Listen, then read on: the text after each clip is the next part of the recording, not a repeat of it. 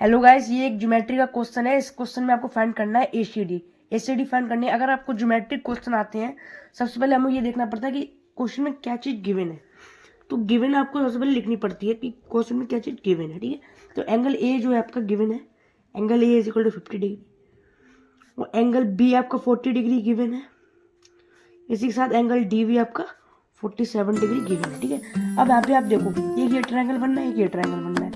इन दोनों ट्रायंगल को आप एंगल सम प्रॉपर्टी के अकॉर्डिंग ये वाला एंगल निकाल सकते हैं, ये वाला निकाल सकते हैं। तो सबसे पहले हमें ये एंगल निकालना पड़ेगा। तो इस एंगल को हमें सबसे पहले मान लेना है एक्स, इसको हमें क्या मान लेना है, लेट एक्स मान लेना है। तो ये angle B angle A equal angle A plus angle B angle X. ठीक है, तो आपको क्या करना है, इन ट्रायंगल ये ट्रायंगल बनना है ए बी ई, या ए बी बोल सकते हैं, ए बी ई बोलेंगे। इन ट्रायंगल ए बी में क्या है, angle A plus angle B plus मैंने जो एक्स लेट किया था equal to 180 angle sum property of triangle. ठीक है, एंगल सम प्रॉपर्टी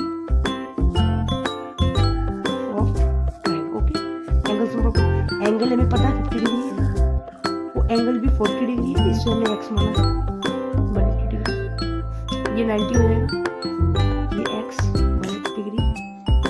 एक्स की वैल्यू कितनी आ जाएगी, 180 माइनस 90 डिग्री, तो एक्स की वैल्यू 90 डिग्री आ जाएगी। ठीक है, ये भी x की वैल्यू 90 डिग्री आ गई, तो ये वाला जो एंगल बनेगा ना, ये भी 90 हो जाएगा। कैसे, क्योंकि vertically opposite angle x is equal to, इसे हम मान लेते हैं y, तो x is equal to y is equal to 90 degree, because vertically opposite angle. ठीक है, अब आपको ये एंगल पता चल जाए, ये वाला। अब आपको फाइंड क्या करना था, एंगल ACD फाइंड करना था। ये वाला पता है, ये वाला पता है, इसको हम z मान लेते हैं, x y z, इसको हम z मान लेते हैं। ठीक है, तो आपको क्या करना है, in triangle DAC, in triangle DEC, इसमें आपको क्या करना है, एंगल D प्लस एंगल जो आपने y माना था y प्लस ये वाला जो एंगल C है, इसको मैंने z मान लिया, angle z is equal to 180 degree.